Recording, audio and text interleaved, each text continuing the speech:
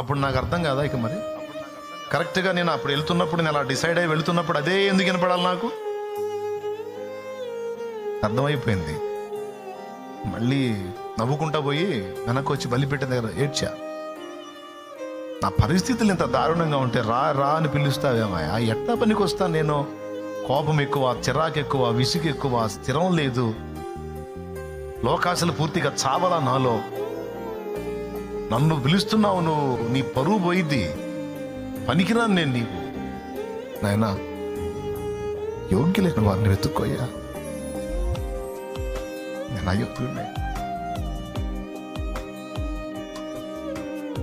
నాకు భారం ఉంది, ఆత్మను రక్షించాలని ఉంది, కానీ నాకు యోగ్యత లేదు. ఆయన వదల్లా. ఆయన రూట్లో ఆయన వచ్చాడు, నేను ఆయన రూట్లోకి రావాల్సి వచ్చింది.